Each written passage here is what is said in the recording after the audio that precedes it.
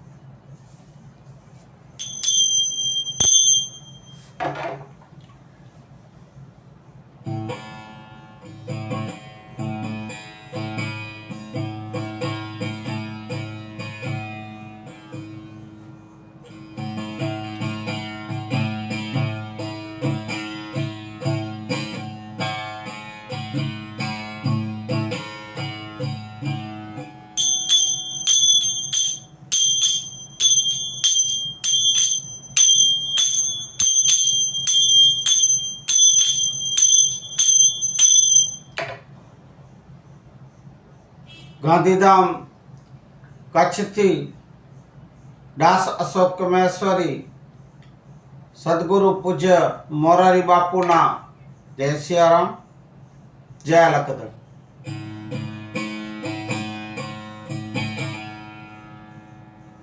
આપણે આજે ફરી ભજન વાણી લેશું.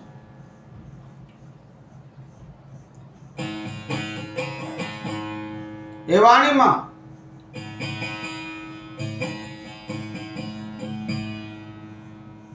જે આવ્યા છે તો જવાના છે. નિર્વાણ સૌ કોઈનું હોય છે અને થાય છે.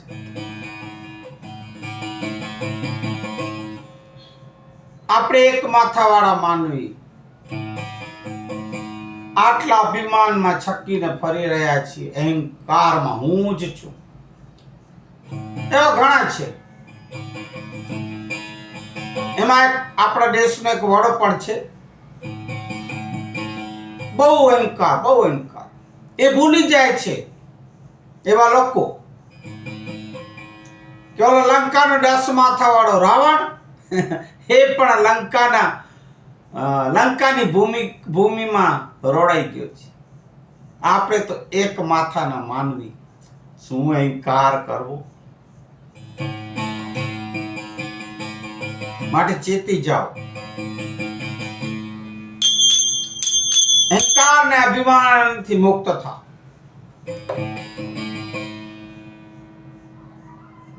માણસનો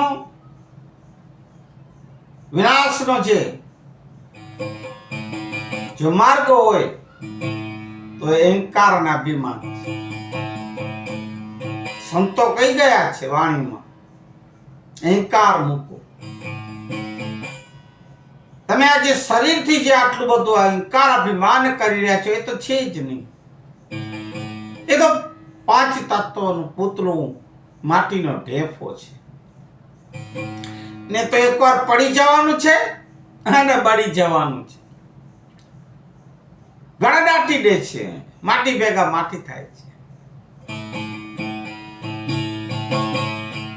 માટે આયા એસો જાયગા અને રાજા રાંક ફકીર कैक सिंहासन छोड़ चले અને કેક પડી पैर जंजीर जी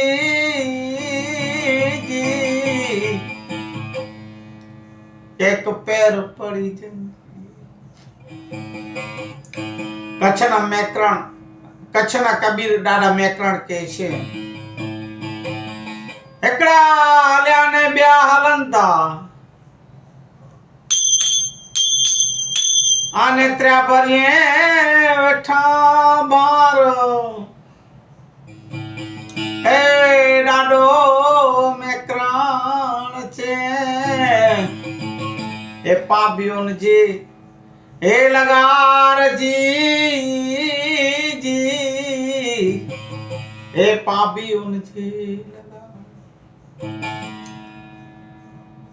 એટલે કચ્છીમાં છે. તો અરે બીજી એક સાખી. જાવના જીયાણ में જીયાણ મના મસાણ શમશાન કબ્રસ્તાન.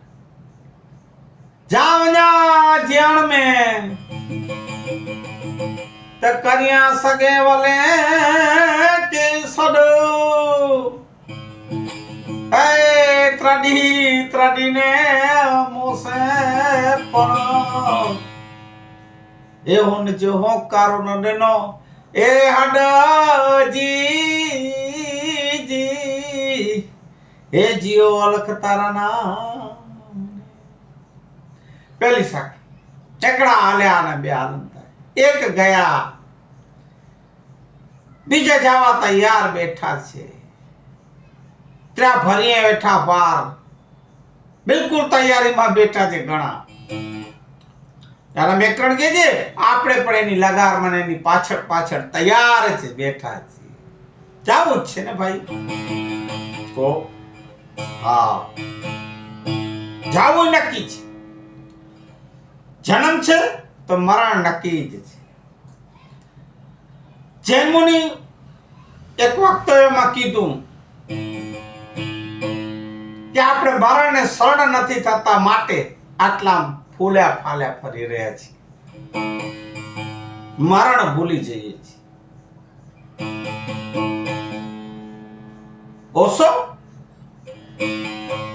ઓશો એમ કહે છે કે તમે જ્યાં શમશાન કબ્રસ્તાન આ જે બી છે એ તમે ગામની બહાર ન કરો. સીમાડા શું કામ? મંદિર મસ્જિદ દેવડો જ્યાં હોય તે એમની બાજુમાં પડખામાં કરો. શું કામ? કોઈ પૂછ્યું કે જ્યારે મંદિર જાય દેવળ જાય મસ્જિદ જાય ત્યારે ગુરુદ્વારા જાય ત્યારે એમને યાદ આવે ઓહો ઈ જોઈ શમશાન ને કબ્રસ્તાન ને એને એને એને એને એને મગજમાં આવી જાય. એમ લાઈટ થાય ઓહો મારે એક દિવસ અહીંયા જવું એટલે અભિમાન તૂટી જાય. ગમે એવું અભિમાન ઓહ મારે તો જવું છે. એટલે ઓશો કહે છે કે શમશાન મંદિરોની બાજુને ગામમાં વચ્ચેમાં બનાવો બહાર નહીં એમ કે છે. તો પછી જામના જીયાણ में હું જાઉં જેમ શમશાન કબ્રસ્તાનમાં તો કેટલા મારા સગાવાલા ગયા પરિવારના એ લોકોને બોલાવું. એ નામથી ક્યાં છો ફલાણા ઢીકડા તું ક્યાં છો? બોલાવી ત્રાળો પાડી રાડો પાડી થાકું નામ લઈ પણ ભાઈઓ એનો હોકારો એનો હાડકાય પણ હોકારો ન દીધો. મને શું કરું? મેકડા રાખે છે માટે કે છે ખાક મે ખપ જાના રે બંદા એ માટી સે મિલ જાના મત કરો અભિમાન એક દિન पवन से उड़ जाना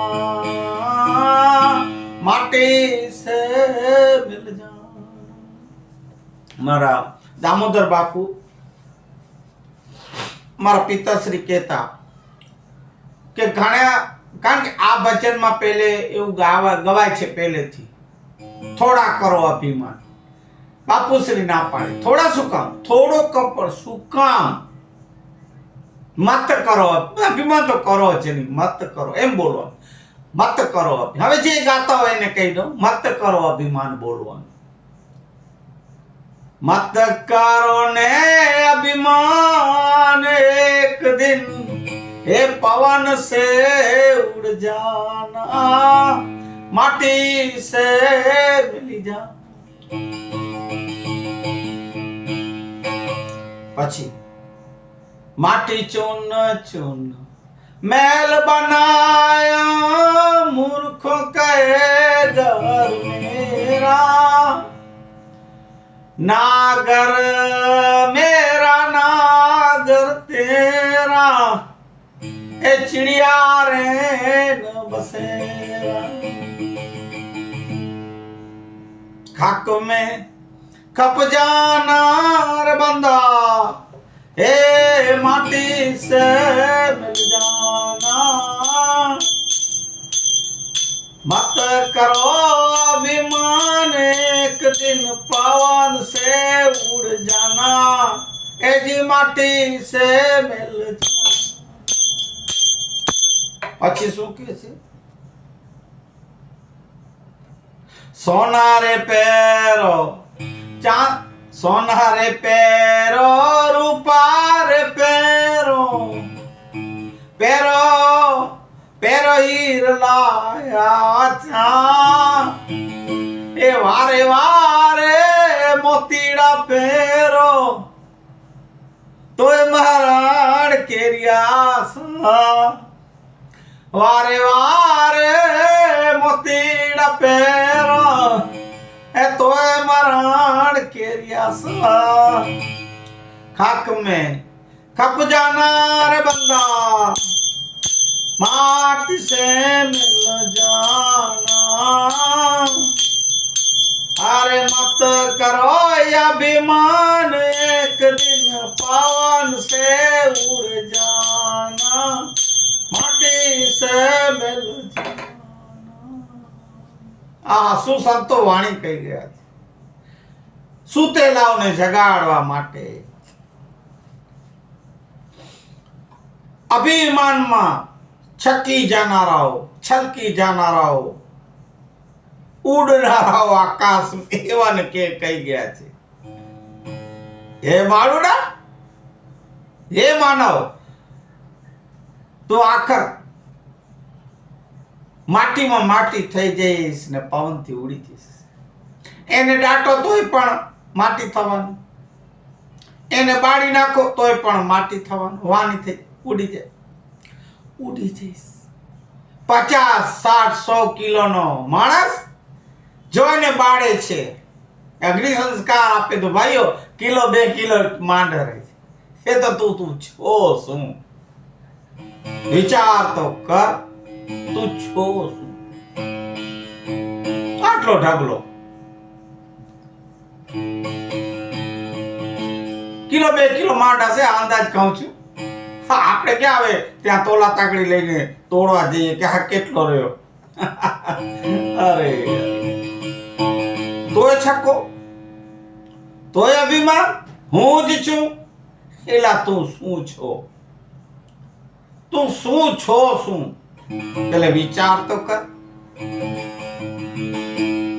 પછી ઝીણા રે પેરો, એ જાડા રે પેરો, પેરો મખ મલયા ચા વેલવેટ જે કે છે અત્યારે। રૂપિયે ગજ ગજ વસ્તુ પેરો, એ તોય મરાણ કેરિયા सा।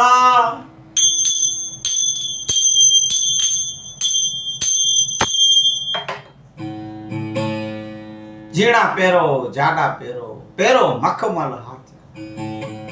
રૂપિયાની ગમે એવડી મોંઘી વસ્તુ પહેરો તોય પણ મરણની આશા છે ને છે। મરણ તો ઊભું જ છે। બન્યો બગડશે, જન્મ્યો જાશે। એમ ન કહેતા કે અમે પછી અજર અમર રહેશું ને હું નહીં મરું। અજર અમર રહેનારા પણ ગયા, કહેનારા ગયા। માટે માતા તારી હે જન્મ રૂવે ને બેની રૂવે 12 માસા। ઘરની ત્રિયા જીતેર દિના રૂવે, करे पार की आशा। खाक में कप जाना बंदा,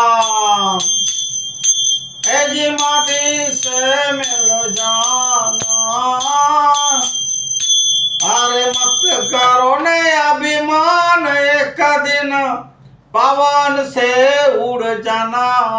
ए जी माटी से मिल जाना। માતા તારી જન્મ, મારો દીકરો હતો, મારો લાલો હતો, પછી શું કે છે ઘણા ગુજરાતી ભાષા મારો લાલો હતો, મારો ગેગો હતો, ઘણી ઘણી પાછી લાડ પ્યારની તો લાલો લાલો મારો લાલો ગયો 12 મહિને યાદ કરે, માતાજી તો જમાર યાદ કરે, મારો લાલો બેની 12 મહિને યાદ કરે. હમણાં જે રક્ષાબંધન ગઈ, મારો વીરો હતો, કેવો મારો વીરો હતો. તો રાખડી બાંધવા જાઉં તો એમની સાડી આવે તો એને સાડી આપે સાલી, અને હું તો જાઉં તો મને ટુકડો બ્લાઉઝ પોલકું આપીને રોતી રોતી આવું. એવો તો મારો વીરો હતો. તો 12 મહિને રાખડી પૂનમ આવે ત્યારે યાદ કરે. અને ઘરની ત્રિયા એટલે પત્ની પરણેલા એની વાત થાય છે. એ તો 13 14 તો પછી બીજી પારકીઓ આશા, 4 ચોટલા જ્યાં ભેગા થયા નહીં ને ચાલુ એવી પારકી આશાઓ કરતી હોય. એવાય છે એમ બધી બેન દીકરીઓ માવને નથી કેતો, મને ક્ષમા કરજો, જે છે એની વાત થાય છે. હું નથી કેતો કબીર સાહેબ કહી ગયા છે મારા વાલા વાણીમાં. તો પછી એક દિન જીવો 2 દિન જીવો, જીવો વર્ષ 150. कहत कबीरा सुनो मेरे साधो, अंते मरण के आशा. एक दिन जीवो 2 दिन जीवो, जीवो वर्ष 150. कहत कबीरा सुनो मेरे संतो, ए जी अंते मरण के आशा. પહેલાના જમાનામાં યુગમાં 1000 વર્ષ જીવતા હતા, એમાં એક યયાતિ થઈ ગયો. હવે કોઈ શાસ્ત્રની વાત છે ભાઈઓ, એવો ભોગ વિલાસમાં મોહ પડ્યો, કેટલી તો રાણીઓ એની. હવે એને એક તો મરવું નહોતું, એક ઈ, અને બીજું કે મને ગઈઢો નથી થવો. હે ભાઈ, કુદરતનો નિયમ છે, માણસ બુઢો ગાઈઢો તો થાય જ છે, પણ આને નતું થવું યયાતિને. વળી એની ઉંમર પૂરી થવા આવે, વળી ભગવાનને પ્રાર્થના કરે. પહેલે તપ કરતા હતા એટલે ભગવાન તરત જ પ્રસન્ન થતા ને આશીર્વાદ દઈ દેતા હતા. ભોળાનાથ તો પહેલે તો યયાતિ આવે, વળી ભગવાનને પ્રાર્થના કરે. પહેલે તપ કરતા હતા એટલે ભગવાન તરત જ પ્રસન્ન થતા ને આશીર્વાદ દઈ દેતા હતા. ભોળાનાથ તો પહેલે તો યયાતિ વરી માંગે. ભગવાન કે શું માંગ? મને હજી આયુષ જોઈએ, મને હજી હું તો આમ જવાન જ રહું. ભાઈ જો તને આયુષ જોઈએ તો તારી 100 પૂરી થઈ, બીજી તને આપું. પણ હવે તો કોઈકનું આમાં જવાન કોઈક જો આમાં પોતાનો ભોગ આપે આ તો થાય. હવે કોણ જવાન દીકરો એ રાજા યયાતિ હતો, રાજા એને ભોગ આપવા કોણ તૈયાર થાય? એમનો જ દીકરો 16 વર્ષનો ભાઈઓ, એમના બાપની આ બધી હાલત જોઈ નતો શકતો. ખાવા પીવાનું મૂકી દેતો, ઉપવાસમાં ઉતરી જતો, ભૂખ હડતાલ કરી બેસતો યયાતિ. દીકરો હતો ને એને જોવાતું નતું. મારો બાપ આમને મરી જશે, 16 વર્ષનો તો હું થયો. એ ભાઈઓ, હાજો તો ત્યાંથી છોકરાએ કીધું, પિતાશ્રી આપ ગભરાઓ નહીં, ભૂખે ન મરો, હું તૈયાર છું ભોગ આપવા, આવતી આપ વિચાર તો કરો. તોય એ યયાતિ રાજાને શરમ ના આવી. એ 16 વર્ષના છોકરા દીકરાનો ભોગ લીધો આવતી. એને પોતાનું આયુષ્ય વધારવા માટે ભોગ વિલાસ એમાં એમાં એને રમણ કરવા માટે વિચાર કરો આવા હતા ભાઈઓ. ભગવાને આશીર્વાદ દીધા છે, વરદાન દીધો, આયુષ્માન ભવો. 1000 વર્ષ થવા આવ્યા, બીજા 500 વધારે પછી 1000 વર્ષ થયા, વળી કે છે, પણ એને તોય સંતોષ નહીં. પછી ભગવાન કે ભાઈઓ હવે તો રાજા, હવે તો મારું બી કઈ થાક કારણ કે હવે તો વિધાતીનો લેખ છે, તારે જવું જ છે, જવું જ પડશે.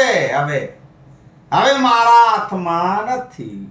આવા 1000 વર્ષ જીવ્યા પછી પણ આખર જવું છે. કહેવાનો મતલબ 100 નહીં, આખર 1000 વર્ષ પર જીવો તો પણ જવું છે, જવું છે, જવું છે, જવું છે, માટે જવું છે.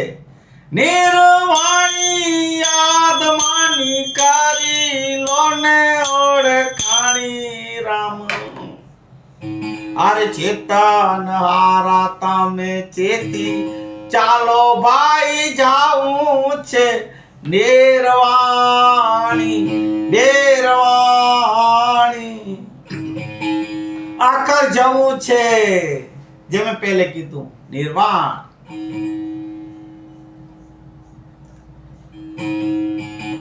શું કે છે?